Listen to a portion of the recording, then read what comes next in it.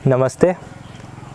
कल के वीडियो में हमने कुछ प्रो लाइन वाले आसन देखे थे, उसके बाद हम नी पे आए थे, नी वाले आसन देखे थे। नी वाले आसन देखने के बाद हम स्टैंडिंग में आए थे। तो स्टैंडिंग में मैंने आपको ताड़ासन बता दिया था, त्रियाक ताड़ासन बता दिया था, वृक्षासन बता दिया था। तो अब वृक्षासन से आगे हम बढ़ते हैं। वृक्षासन के बाद मैं आपको बता रहा हूँ अर्धचक्रासन। अर्धचक्रासन करने का जो तरीका है वो इस तरह से कि आप इस तरह से सम स्थिति में आके खड़े हो जाएंगे, कंधे ढीले, पीठ सीधी, हाथ आपके थाई के पैरेलल। बॉडी को रिलैक्स देंगे, थोड़ा सा पैर मिले रहेंगे। अब आप अपने हाथ की उंगलियों को, हाथ को, पाम को इस तरह से रखेंगे अपने कमर पे कि आपकी जो उंगलियां हैं वो सारी मिली रहेंगी, आगे की तरफ देखती रहेंगी और दोनों अंगूठे पीछे की तरफ रहेंगे। अभी आप क्या करेंगे कि एल्बो को इस तरह से पास में लाने की कोशिश करेंगे। ये लाने से आपका जो शोल्डर है वो ओपन होता है, चेस्ट ओपन होता है, तो आपको यहाँ पे भी काफ़ी अच्छा रहता है कि आपकी जो ब्रीथिंग पैटर्न्स है वो चेंज हो जाते हैं। आपने दोनों एल्बो को मिला लिया, पास में लेके गए। अब आपके थोरेसिक रीजन से आपको पीछे की तरफ बेंड करना है, जितना संभव हो सके पीछे की तरफ जाएंगे, चेस्ट को ओपन रखेंगे। इस स्थिति में जब मैं गया तो मैं सांस भरते हुए गया, क्योंकि मेरे पेल्विक से ऊपर का पोर्शन पीछे बेंड हो रहा था। तो मैं इस तरह से पीछे जा रहा हूँ, वर्टिब्रा पे वर्टिब्रा पीछे गया। अब मेरे पूरे एंटीरियर रीजन में स्ट्रेच आ रहा है। मेरे जो थोरेसिक रीजन है, मेरा चेस्ट रीजन है, मेरा थायराइडियल ग्लैंड है, वो सब एक्टिवेट हो रहा है। तो इससे थायराइड की प्रॉब्लम भी सॉल्व होती है। यहाँ पे आपको ये ध्यान रखना है, आपको घुटने इस तरह से नहीं मोड़ने, घुटने बिल्कुल आपके लॉक रहेंगे, कोहनियाँ मिली रहेगी। ये फाइनल पोस्चर आपका होता है अर्धचक्रासन में। थोड़ी देर आप इसमें रहेंगे, बाद में धीरे धीरे आप सांस छोड़ते हुए वापस आ जाएंगे सम स्थिति में। तो जब मैं पीछे की तरफ गया तो मेरा एंटीरियर पोस्चर पूरा स्ट्रेच हुआ। स्ट्रेच होने से क्या हुआ कि वहाँ पे जो भी एक्सेस फैट था, एज यूजुअल, अभी हम ओबेसिटी की बात कर रहे हैं तो वही मैं आसन बता रहा हूँ जिसमें ओबेसिटी रिड्यूस होगी, जिसमें फैट जो होगा वो बर्न होगा। तो आप सारे आसनों में ये बेनिफिट तो आप समझ के ही रखिए। बाकी मैं एक्स्ट्रा कुछ और बता रहा हूँ तो वो आप देख लेंगे, ठीक है। अभी सारे आसन आपको ध्यान यहाँ पे ये रखना है कि सारे आसन हर किसी के लिए नहीं होते, तो अंडर गाइडेंस करेंगे, क्योंकि किसी को मल्टीपल प्रॉब्लम्स होती हैं। जैसे किसी को थायराइड होती है, किसी को हार्ट प्रॉब्लम होती है, बीपी प्रॉब्लम होती है। तो उन लोगों के केस में क्या होता है कि कुछ लिमिटेशंस लगाई होती हैं, कुछ आसन होते हैं जिसमें लिमिटेशन होती है। अभी ये जो सीरीज़ है वो सिर्फ ओबेसिटी के बारे में, तो ओबेसिटी के बारे में है तो सिर्फ ओबेसिटी वाले लोग जिनको सिर्फ मोटापा है, एक्सेस कोई बीमारी नहीं है। दूसरी बीमारियों के लिए मैं लेके आऊँगा नई सीरीज़ आगे आने वाले समय में। फ़िलहाल अभी हम ओबेसिटी के बारे में बात कर रहे हैं। अभी हम क्या करेंगे कि इस तरह से अपने दोनों पैरों में अंतर बना लेंगे 1 मीटर का। 1 मीटर का अंतर बनाने के बाद मैंने अपने राइट लेग को, जो मेरा फीट है उसको मैंने ग्राउंड के पैरेलल, मतलब मेरे मैट के पैरेलल मैंने इसको कर दिया। पेल्विक को भी मैंने मैट के पैरेलल कर रखा है। अभी मैं करने जा रहा हूँ त्रिकोण आसन, द ट्रायंगल पोज। त्रिकोण मीन्स होता है इंग्लिश में ट्रायंगल, इसीलिए इसको ट्रायंगल पोस्चर बोलते हैं। जब मैं इस स्थिति में फाइनल जाऊँगा तब आप देखेंगे कि 3 जगह ट्रायंगल बनेंगे। आप कमेंट में बताइए कि कौन सी जगह ट्रायंगल बनने हैं। तो अभी मैं आपको करके दिखाता हूँ। पेल्विक के पैरेलल कर लिया, लेफ़्ट जो फीट है वो मेरा मैट के परपेंडिकुलर रहेगा और एक पैर मेरा पैरेलल रहेगा। जो पैरेलल रहेगा उसी साइड में मेरे को झुकना है। मैंने दोनों हाथों को सांस भरते हुए ऊपर उठाया। अब मैं नीचे की तरफ बेंड करूँगा अपने पेल्विक पोस्चर से, पेल्विक रीजन से करूँगा। अब मैं शुरू में क्या करूँगा कि मैंने अपने एंकल को पकड़ा, चेस्ट को ओपन किया, हिप को आगे की तरफ प्रेस किया, अपने शोल्डर को ओपन किया, हाथों को ऊपर लेके गया और मैंने ऊपर की तरफ देखा। अभी सनलाइट की वजह से आपको लग रहा होगा कि मैंने आंखें नहीं खोल रखी, लेकिन आप इसमें आंखें भी खोल सकते हैं। इस स्थिति को थोड़ी देर होल्ड करेंगे। आपके देखेंगे कि यहाँ पे सर्वाइकल से लेके लंबार रीजन तक पूरा ट्विस्ट आएगा। तो उस ट्विस्ट पे वर्टिब्रा आप ट्रैवल करेंगे। आपको आपका नी, दोनों ही नी बेंड नहीं करने हैं कहीं भी, इस तरह से नहीं करना है आपको। पेल्विक को आगे पुश करते रहेंगे, चेस्ट को ओपन करते हुए पीछे की तरफ धकेलते रहेंगे। इससे आपका जो पोस्चर है वो ज़्यादा सही रहेगा। आप और नीचे जा सकते हैं तो और नीचे जाएंगे, हाथों का सपोर्ट ले सकते हैं, हाथों का सपोर्ट ले लेंगे। इस तरह से रख सकते हैं, उंगलियां एकदम सीधी, दोनों उंगलियां इनलाइन रहें, मतलब दोनों हाथों की उंगलियां इनलाइन रहें। तो आप इस तरह से भी कर सकते हैं। ऊपर की ओर देखते रहेंगे। सांस छूटी हुई थी मेरी जब मैं गया था, फिर मैंने सामान्य कर दी। अब मैं क्या करूँगा, सांस छोड़ दूँगा, सांस भरते हुए वापस न्यूट्रल। मैंने अपने पैरों को सामान्य कर लिया और वापस सम स्थिति में आ गया। ये था हमारा त्रिकोणासन। तो आपने यहाँ पे देखा होगा कई जगह पे ट्रायंगल बने, तो इसीलिए इसको त्रिकोणासन बोलते हैं। तो आप बताएंगे कौन सी जगह पर ट्रायंगल बने। अभी हम दूसरी साइड भी इसको कर रहे हैं। दूसरी साइड कर रहे हैं का मतलब क्या है कि मैंने अपने लेफ़्ट फीट को पैरेलल कर दिया ग्राउंड को, ठीक है। राइट फीट को मैंने परपेंडिकुलर कर लिया, पेल्विक को मैंने पैरेलल कर लिया मैट के, दोनों हाथों को ऊपर उठाया, ठीक है। अब सांस छोड़ते हुए इस तरह से मैं जाऊंगा। इस तरह से नहीं जाना है आपको, आगे झुकते हुए नहीं जाना है। कहाँ से आपको टर्न लेना है, कहाँ से आपको बेंड करना है, आपके पेल्विक से, ठीक है। मतलब आपको दोनों हाथों को इस तरह से बेंड करते हुए जाना है कि इस पॉइंट से इस पॉइंट तक एक ये डंडे के जैसा बिल्कुल इनलाइन रहे, ठीक है। जाएंगे जाएंगे जाएंगे, गए गए गए गए गए, और फिर हमने अपने एंकल को पकड़ लिया। एंकल को पकड़ने के बाद अपने शोल्डर को ओपन किया, पेल्विक को आगे पुश किया और ऊपर की तरफ देखा। मिडल फिंगर की तरफ देख सकते हैं। आपकी सारी उंगलियां इस तरह से मिली रहेंगी। हाथ नीचे ज़मीन पर भी रख सकते हैं एज़ पर योर कंफर्ट, जैसे जैसे आप फ्लेक्सिबल होते जाएंगे। ध्यान ये रखना है कि यहाँ पे ट्विस्टिंग भी है, बेंडिंग भी है, तो आपको आपके चेस्ट को बेंड भी करना है इस तरह से। वापस धीरे धीरे आ जाएंगे और फिर सम स्थिति।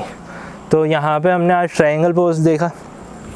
अच्छा, ट्रायंगल पोज में देखा क्या कि आपका जो स्पाइन है वो ट्विस्ट भी हो रहा है, बेंड भी हो रहा है, तो दोनों ही मल्टीपल फंक्शन हो रहे हैं। जब हम रेगुलर वे में रहते हैं तो क्या होता है रेगुलर वे में कि हम आगे की तरफ जब हम काम कर रहे होते हैं या कुर्सी पे बैठे होते हैं तो हमारा पोस्चर इस तरह से आगे की तरफ झुका हुआ होता है, तो वो बहुत गलत रहता है। क्यों रहता है? क्योंकि इसका जो स्पाइन का अलाइनमेंट है वो ख़राब होने लगता है।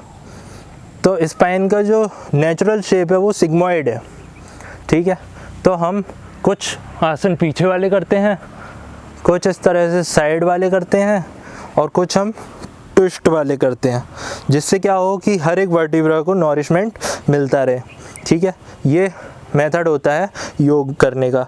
अब दूसरी चीज़ आपको याद रखनी है ब्रेथ किस तरह से लेनी है, मैंने आपको टेक्निक बताई दी है, ठीक है। अब हम करेंगे वॉरियर पोज, योद्धाओं वाला पोज, ठीक है। योद्धा बनना है ना, तो योद्धा बनना है तो इस तरह से 1.5 मीटर अपने पैरों को खोल लेंगे। आपके राइट फीट को ग्राउंड के पैरेलल, मैट के पैरेलल कर देंगे। पेल्विक को अभी पैरेलल करेंगे मैट के, दोनों हाथों को ऊपर उठाएंगे। आपके राइट नी को इस तरह से आप बेंड करेंगे, ठीक है, और आप दोनों हथेलियों को ऊपर की ओर खोलेंगे और मिडल फिंगर की ओर देखेंगे। इस तरह की स्थिति में आप रहेंगे। तो ध्यान रहे कि आपके दोनों शोल्डर और ये वाला राइट वाला नी इनलाइन रहेंगे, सारी चीज़ एक साथ है, एक ही डायरेक्शन में। इस स्थिति को होल्ड करेंगे। यहाँ पे आप देख सकते हैं एक 90 डिग्री ये बनेगा, एक 90 डिग्री पैर का हो गया। उसके बाद आपकी चेस्ट ओपन है, हथेलियाँ ऊपर की ओर खुली हुई है, इस तरह से वापस आ जाएंगे। यही काम अब हम दूसरी साइड भी कर लेंगे। मैंने नी को बेंड किया, पेल्विक को एडजस्ट किया, दोनों हाथ की हथेलियों को ऊपर उठाया, चेस्ट को ओपन किया, हथेलियों को ऊपर की ओर फेस किया और जिस पे जो घुटना मेरा मुड़ा हुआ है उसी तरफ मेरे को देखना है। तो यहाँ पे मेरे को ट्विस्टिंग आ रही है, तो यहाँ पे सर्वाइकल वालों के लिए भी अच्छा है। एक्सेस फैट को ख़त्म करता है, कंसंट्रेशन बढ़ाता है, एक तरह से आपकी बैलेंसिंग ही हो रही है यहाँ पे। तो ये इस तरह से आप जाएंगे, वापस आ जाएंगे। ये था फाइनल पोस्चर वॉरियर पोज का, ठीक है। अभी हम नेक्स्ट एक बार देखेंगे जो हमने सूर्य नमस्कार में हस्तोत्तान आसन और पाद हस्तासन किया था, उसके बारे में हम देख लेते हैं। हस्तोत्तान आसन मीन्स हाथों को तानना, हस्त मीन्स हाथ, उत्तान मीन्स ऊपर की ओर तानना, ठीक है। क्या करेंगे कि हम इस तरह से समस्थिति में आ जाएंगे, सांस भरते हुए दोनों हाथों को ऊपर ले जाएंगे, पेल्विक को आगे पुश करेंगे, ऊपर की ओर देखेंगे, चेस्ट को ओपन करेंगे, नी और आपके एल्बो बेंड नहीं होने चाहिए। इस स्थिति को हम बोलेंगे हस्तोत्तान आसन। तो इसमें बैक बेंडिंग हो गई। सांस छोड़ते हुए आगे की तरफ इस तरह से झुकेंगे। आगे जब मैं झुक रहा था तो मैं इस तरह से नहीं आ रहा था, मैंने क्या किया, पेल्विक रीजन से अपने आप को आगे धकेला। पेल्विक का जो ऊपर का पोर्शन है मैंने आगे धकेला, हाथ मेरे कान से मिले रहे इस तरह से। थोरेसिक को मैंने नीचे पुश किया, आगे की तरफ मैं देख रहा हूँ, देखता जा रहा हूँ, छोड़ता जा रहा हूँ, सांस छोड़ता जा रहा हूँ, आगे देखता जा रहा हूँ। हथेलियों को मैंने ज़मीन पर रख दिया। उसके बाद आप चाहें तो पीछे से आपके पैरों को पकड़ सकते हैं इस तरह से जैसे मैंने पकड़ा हुआ है, और अपने चिन को अपने नीज के बीच में रख सकते हैं। तो ये था फाइनल पोस्चर। सांस पूरी बाहर। एक बार पोस्चर अटेन होने के बाद सांसों को नॉर्मल, हल्का सा नी को बेंड, सांस भरते हुए वापस सम स्थिति में। तो ये थे हमारे कुछ स्टैंडिंग पोस्चर्स। बाकी स्टैंडिंग पोस्चर इसमें बहुत सारे हैं, आसन तो बहुत सारे हैं, 84 लाख आसन भी हैं।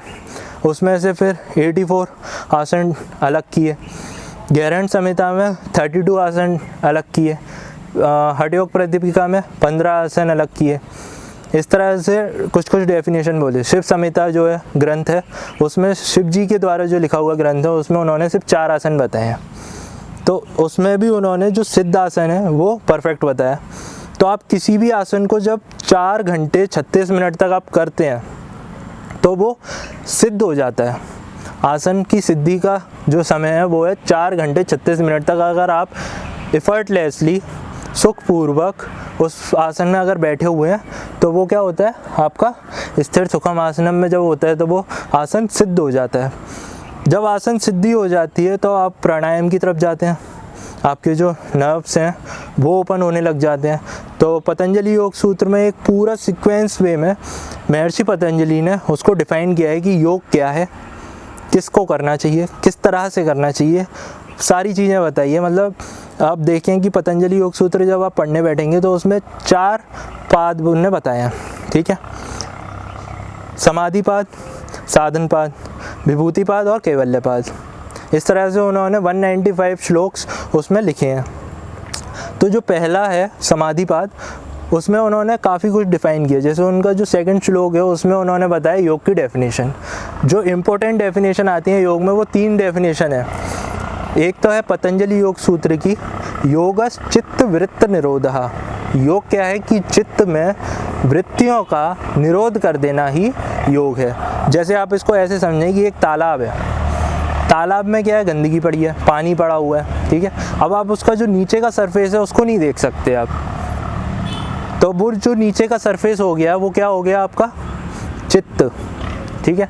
जो आपका मेमोरी कार्ड समझ सकते हैं, जैसे ये कैमरा हो गया तो कैमरे का मेमोरी कार्ड वो हो गया चित्त, हर इन्फॉर्मेशन उसमें रहती है। अच्छा, उसके बाद जो पानी है, पानी में फ्लक्चुएशंस आ रही हैं, तो जब फ्लक्चुएशन आएंगी तो भी मैं नहीं देख पाऊँगा। जब मैं फ्लक्चुएशन के होने से उसमें नीचे का भाव नहीं देख सकता, जो उसका समतल एरिया है, जो मैं अपने चित्त को नहीं देख सकता, तो मेरे को अपनी वृत्तियों को शांत करना पड़ेगा। मतलब उस पानी की लहरों को शांत करना पड़ेगा, मतलब वो जो वृत्तियाँ हैं वही पानी की लहर हो गई, ठीक है। तो जब आप इसको शांत कर देते हैं, आपको वो समता का भाव, जो समतल पार्ट है, जो बेस पोर्शन है उसका, वो आपको दिखने लगेगा। तो आप अपने चित्त में एक बार झांक के देख सकते हैं। चित्त क्या करता है कि आपका जो पास्ट की मेमोरीज होती हैं, जो आपके संस्कार होते हैं, वो सब स्टोर करके रखता है। जैसे आपके पिछले जन्म के, उससे भी पिछले जन्म के। तो हमारा ये जो शरीर है वो सिर्फ इसी जन्म का नहीं है, वो सालों से, लाखों सालों से चला आ रहा है। जब से ये यूनिवर्स बना है तब से ही हमारा शरीर चलता आ रहा है। हमारा शरीर नहीं, मतलब हमारी आत्मा चलती हुई आ रही है, वो चित्त चलता हुआ आ रहा है। तो जब आत्मा चित्त के साथ मिल जाती है, ये मैं प्राणायाम वाले पोर्शन में कवर करूँगा कि जब प्राण पूरे यूनिवर्स में है, जो भी जीवनी शक्ति हैं, जो भी लाइफ फोर्सेस हैं, वो सब प्राण हैं, ठीक है। अगर मैं ये देखूं कि इस पत्थर में भी प्राण है, हाँ है, लेकिन उसके साथ चित्त नहीं है। जब वो चित्त ऐड कर लेते हैं तो वो आत्मा बन जाते हैं।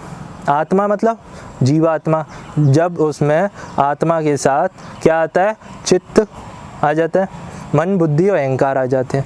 ये चार चीज़ जब जुड़ गई तो वो क्या बन गया, आत्मा बन गया। अब बुद्धि में आपको समता का अगर भाव है, अगर आप समाधिस्थ पुरुष हैं, जैसे श्री कृष्ण हो गए, तो आप जीवात्मा से ऊपर बढ़ के क्या बन जाते हैं, आप परमात्मा, ठीक है। तो वो ईश्वर कोटि की आत्मा जिसको हम बोल सकते हैं।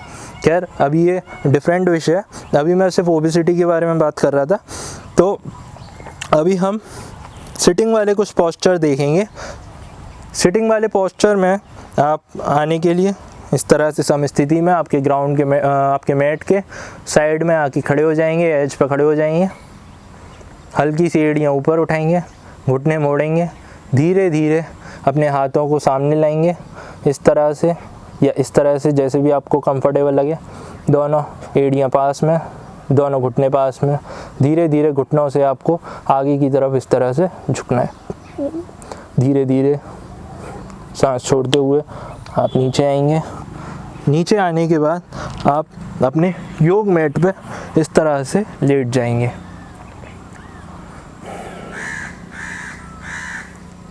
कुछ देर आप शवासन की स्थिति में बना के रखेंगे। तो शवासन, जैसे कि मैंने आपको पहले भी बताया था कि आपको अपनी पूरी बॉडी को रिलैक्स कर देना है। शोल्डर रिलैक्स, पीठ पूरी सीधी, ज़मीन पर टिकी हुई, दोनों पैरों में थोड़ा सा अंतर, हाथ थोड़े से दूर, हथेलियाँ ऊपर की ओर खुली हुई, कंधे ढीले। अब आपके श्वास प्रश्वास पे आप पूरा ध्यान लेके जाएंगे। ध्यान रहे आपको कहीं पे भी शरीर को नहीं हिलाना है। मच्छर खाते हैं तो खाने दो, द्वंद्व को सहना है, अच्छे बुरे सबको सहना है। ठंड लग रही है तो सहो, अगर गर्मी लग रही है तो भी उसको सहन शक्ति रखो। तो इससे आपका ब्रेन पावर अच्छी होती है, आपका जो सहन शक्ति है वो अच्छी होती है, आप में दृढ़ निश्चय बनता है, दृढ़ता आती है आप में। तो ये शवासन में आपको करना होता है। शवासन की डिटेल में मैं आपको बाद में बताऊंगा। अभी बस आप इतना समझें कि आपकी बॉडी को इस तरह से रिलैक्स रखना है, पूरी अवेयरनेस आपके शरीर पर रखनी है, सोना नहीं है।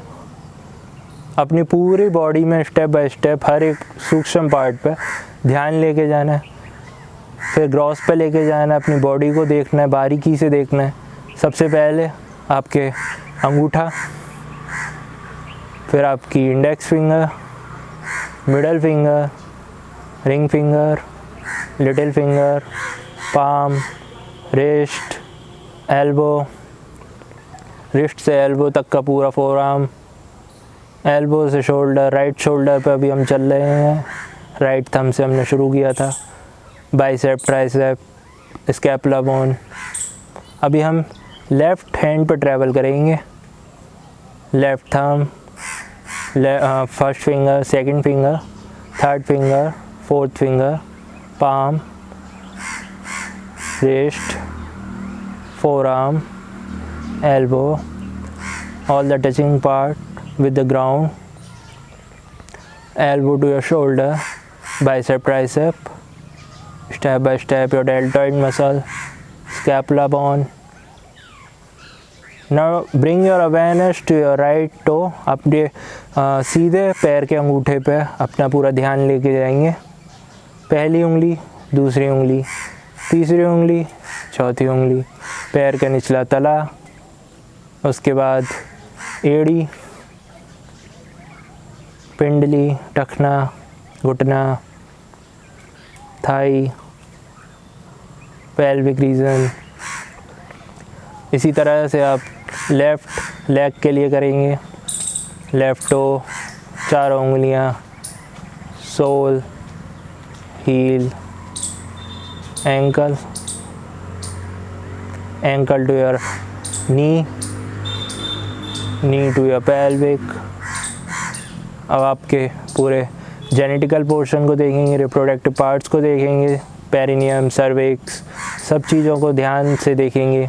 मन की शांति करते रहेंगे और देखते रहेंगे पूरी अवेयरनेस के साथ। कमर की तरफ ध्यान को लेके जाएंगे। कमर से ऊपर आप कंधे तक पूरी पीठ को देखेंगे। अब आपका पूरा अवेयरनेस आपके फोरहेड पे लेके आएंगे, माथे पे लेके आएंगे। दोनों आईब्रोज देखेंगे। आँखों के आगे अंधेरा है उसको देखेंगे, उसमें कुछ पैटर्न बन रहे हैं उनको देखेंगे। पैटर्न बनते हैं, कोशिश करें देखने की। आपके नॉस्ट्रिल पे लेके जाएंगे अवेयरनेस को। राइट ईयर पे लेके जाएंगे, लेफ़्ट ईयर पे लेके जाएंगे, गले पे लेके जाएंगे। थायराइडल ग्लैंड को देखेंगे, कोशिश करेंगे। अब अपनी सारी अवेयरनेस को आपकी चेस्ट पे लेके आएंगे। कंधे ढीले रखेंगे, चेस्ट पे पूरी अवेयरनेस। सांस कैसे आ रही है, जा रही है, सीना फूल रहा है, छाती फूल रही है, उसको देखेंगे। पेट पे नाभि की तरफ आएंगे। अब सारा ध्यान आपके नॉस्ट्रिल पे लेके जाएंगे। नॉस्ट्रिल पे अंदर बाहर सांस जो हो रही है उसकी तरफ देखेंगे। इस तरह से आप कुछ देर इस स्थिति में रहेंगे। जितना आप रह सकते हैं, जितना आपको सूटेबल हो, कंफर्टेबल हो, उतना आप इसमें रहेंगे थोड़ी देर। फिर आपके पैरों को हिलाएंगे, हाथों को हिलाएंगे, शरीर को हिलाएंगे, मन को बाह्यमुख बनाएंगे। दोनों पैरों को मिला लेंगे। आपके राइट नी को बेंड करते हुए, आपके राइट हैंड से सपोर्ट लेते हुए इस तरह से आके बैठ जाएंगे। तो ये मैंने शवासन बता दिया। इससे पहले कुछ आसन सिटिंग वाले और हैं, तो वो भी मैं आपको बता देता हूँ एक बार। जो सिटिंग आसन जितने भी हैं उसका जो इनिशियल पोस्चर होता है वो ये होता है दंडासन। दंडासन में आपके पैर दोनों सीधे रहते हैं, एड़ियाँ मिली रहती हैं, घुटने मिले रहते हैं, पैर के अंगूठे पास में रहते हैं। ये स्थिति रहती है, आपकी पीठ सीधी रहती है इस तरह से, या आपके हाथों को आप इस तरह से भी रख सकते हैं। अभी आप दोनों हाथों को ऊपर उठाएंगे सांस भरते हुए। आपके पेल्विक रीजन से अपने शरीर को आगे की ओर धकेलेंगे जितना आपसे पॉसिबल हो। थोरेसिक को आगे धकेलेंगे, फिर आपके गेज़ को आगे रखेंगे। अब आप अपने पैर के अंगूठों को पकड़ लेंगे। पैर के अंगूठे अगर पकड़ने में दिक्कत होती है शुरू में, तो आप अपने एंकल से पहले वाले पोर्शन को भी आप पकड़ लेंगे। ठीक है, धीरे धीरे आप आगे की तरफ झुकेंगे। पैरों को इस तरह से नहीं पकड़ना है, इस तरह से बेंड ना हो, बिल्कुल सीधे रहें। आपके जो पैर के अंगूठे हैं वो आपके बॉडी की तरफ देखते हुए हों। तो मैंने शुरू से बता देता हूँ आपको। इस तरह से गया, हाथों को ऊपर किया, पेल्विक को आगे की तरफ मैंने पुश किया, पेल्विक से ऊपर के पोर्शन को मैंने आगे की तरफ पुश किया। इस तरह से सांस मैंने छोड़ी, सांस छोड़ी, मैंने अपने पेट को अंदर की ओर खींचा, थोरेसिक को पुश किया, आगे की तरफ देखा, सांस छोड़ता गया, आगे बढ़ता गया, सांस छोड़ता गया, आगे बढ़ता गया, सांस छोड़ता गया, आगे बढ़ता गया। जितना आपसे संभव हो उतना आप जाएंगे। जो फाइनल पोस्चर आएगा वो कुछ इस तरह का आएगा कि आपके दोनों एल्बो ग्राउंड पे होंगे और आपका चिन आपके नीज के बीच में इस तरह से आ जाएगा। जितनी देर आप इसमें होल्ड रखेंगे उतना अच्छा। इसको पश्चिमोत्तानासन इसीलिए कहा जाता है क्योंकि पश्चिम मतलब आपका जो मेरुदंड हो गया, आपका स्पाइन है, बैक पोर्शन है, वो पूरा खिंचता है। तो पश्चिम मतलब पीछे का हिस्सा, बैक का हिस्सा, स्पाइन, मेरुदंड, तान मतलब उसको खींचना, ठीक है। पश्चिमोत्तानासन इसीलिए इसका नाम है। अभी क्या करेंगे हम, जिस तरह से हम इस स्थिति में थे, हमने ये देखा कि हमारे घुटने ज़मीन पर टिके हुए हैं। फिर छोड़ूंगा मैं सांस भरते हुए ऊपर की ओर, इस तरह से वापस, जिस तरह से मैं गया उसी तरह से मैं आ गया। दोनों हाथ को वापस रख लिया ग्राउंड पे। अच्छा, ये था पश्चिमोत्तानासन। अब इसका एक काउंटर पोज होता है पूर्वोत्तानासन। पश्चिम मतलब पीछे, तो जैसे पूरा पश्चिम होता है तो पश्चिम को तान लिया, पूर्व को तानेंगे। पूर्व को तानेंगे मतलब हम क्या करेंगे, अपने हाथों को पीछे इस तरह से लेके जाएंगे, फिंगर को पीछे पॉइंट करेंगे, फिंगर को पीछे पॉइंट करते हुए अपने पेल्विक को ऊपर उठाएंगे। अब कोशिश ये रहेगी कि आपके जो टो हैं वो ज़मीन की तरफ आए, आगे की तरफ फेस करें, चेस्ट ओपन हो, ऊपर की ओर देखें, ऊपर की ओर पेल्विक को उठाएं, चेस्ट ओपन करें, शोल्डर ओपन करें, पीछे की तरफ देखें। ये वाली जो पूरी स्थिति है वो आपकी पूर्वोत्तानासन की है। इस स्थिति में कुछ देर बने रहेंगे, वापस पेल्विक को नीचे लेके आएंगे और इस तरह से दंडासन में आके हम बैठ जाएंगे। तो ये था पश्चिमोत्तानासन और पूर्वोत्तानासन। तो आगे मिलते हैं आगे की वीडियो में, आगे की बात करेंगे, यहीं से आगे से हम कंटिन्यू करेंगे। सुनने के लिए थैंक यू।